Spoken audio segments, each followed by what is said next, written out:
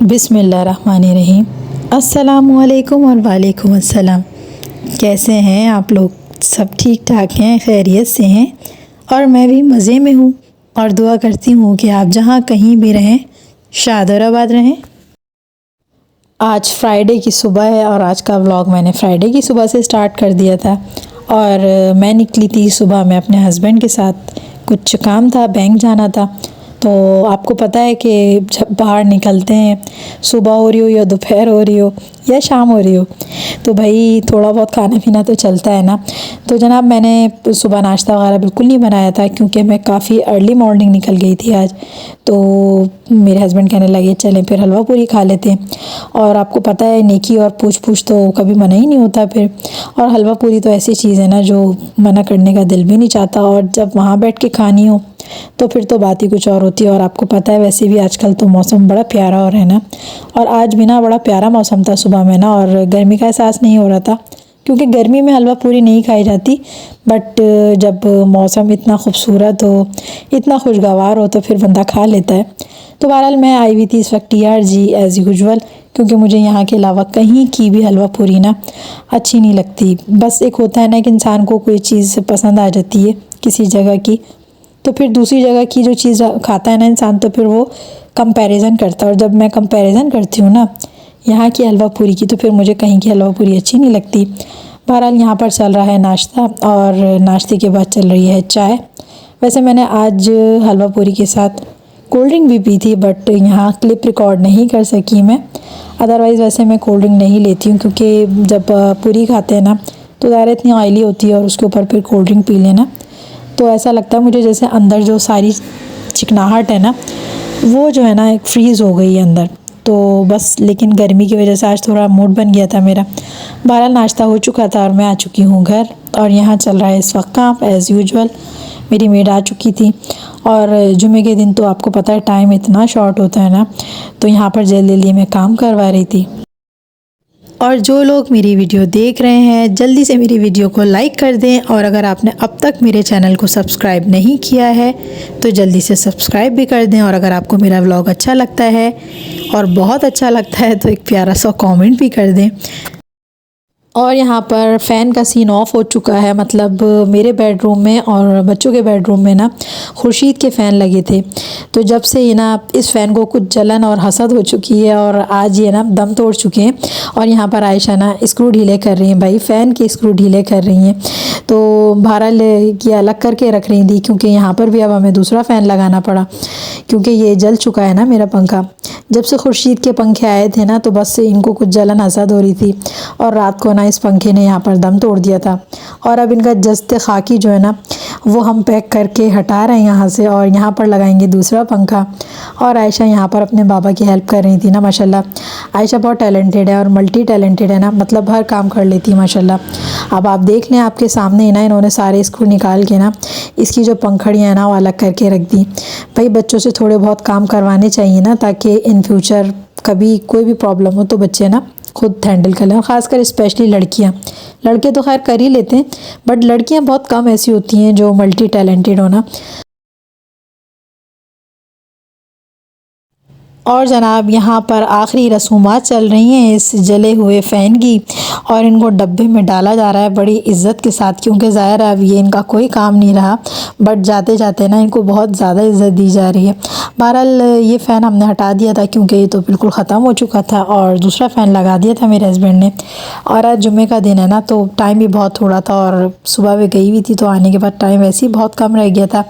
और मेरी मेड आज जल्दी आ गई थी क्योंकि उनकी आदत है, जैसे फ्राइडे वाले दिन तो वो जल्दी आ जाती हैं, बाकी नॉर्मल डेज़ में ना वो इतना ज़्यादा लेट आती हैं। तो आज काम भी जल्दी निमट गया था, तो मैं यही सोच रही थी कि जल्दी से नमाज़ पढ़ लूँ, और मैं पढ़ूँगी नमाज़ ज़ोहर, और मेरे हस्बैंड और बच्चे जा चुके हैं नमाज जुमा पढ़ने के लिए।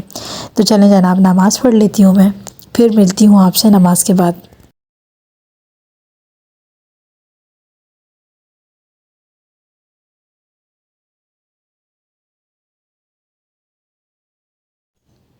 तो जनाब मैंने नमाज़ ज़ोहर अदा कर ली है और ये जो मेरी जानामाज़ है ना बहुत प्यारी है माशाल्लाह। जानामाज़ें तो खैर सारी प्यारी होती हैं, बट इसकी ख़ास बात ये है कि ये ना मैंने मदीने से ली थी, और उससे भी ज़्यादा ख़ास बात ये है कि मैंने वहाँ मदीने में ना इसके ऊपर बहुत सारी नमाज़ें पढ़ी थी। तो ये जो है ना मेरे दिल के बहुत करीब है जानामाज़, और मुझे बहुत प्यारी लगती है।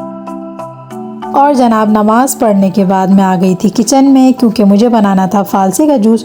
और 2 दिन से ना मियाँ जी ने ला के रखे हुए थे फ़ालसे, तो मैंने सोचा भाई शराफ़त इसी में जल्दी से बना लें, इससे पहले कि सुनने को मिले। तो जनाब मैंने किस तरह बनाया था फ़ालसे का शरबत, भाई उसी तरह बनाया था जिस तरह सब बनाते हैं। चले बता देती हूँ कि मैंने किस तरह बनाया था। बहरहाल मैंने लिए थे आधा किलो के करीब फ़ालसे थे ये, और उसके अंदर मैंने तकरीबन 2 गिलास पानी डाला था, और इसमें बहुत सारी चीनी डली थी। आप आइडिया से डालिएगा अगर आप ज़्यादा मीठा लेते हैं। बहरहाल फ़ालसे आजकल बहुत खट्टे आ रहे हैं, तो चीनी की मकदार ज़्यादा रखिएगा। उसके बाद मैंने इसको ब्लेंड कर लिया था, और मैं यहाँ पर कर रही हूँ ब्लेंड करने के बाद इसको स्ट्रेन। और जब आप स्ट्रेन करें तो थोड़ा थोड़ा सा पानी ऐड कर दीजिएगा। जब आप पानी ऐड कर देंगे ना तो फिर ये आराम से इसका जो पल्प है ना वो आपका आ जाएगा जग में, और स्टेन कर लीजिएगा, सारे बीज हटा दीजिएगा, और इसमें लास्ट मोमेंट पे थोड़ा सा काला नमक डाल दीजिएगा, और हो गया आपका फ़ालसे का जूस तैयार। जनाब फ़ालसे का जूस ठंड तो बहुत पहता है, बिल्कुल ना ठंड पै जाती है पी के, लेकिन बनता बड़ी मुश्किल से है ना, और मुझे ना पता नहीं क्यों बहुत ही ज़्यादा ना आलस आती है इसको बनाते हुए ना।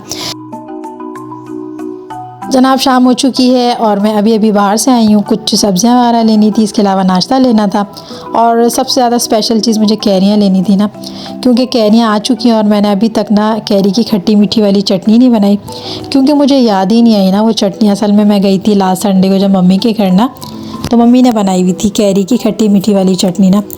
बस भाई उस दिन से दिल इतना मचल रहा है ना मेरा, बस दिल चाह रहा है कि फटाफट ना अपने घर में कैरी की चटनी बनाओ, और बच्चे भी बहुत ज़्यादा शौक़ से खाते हैं।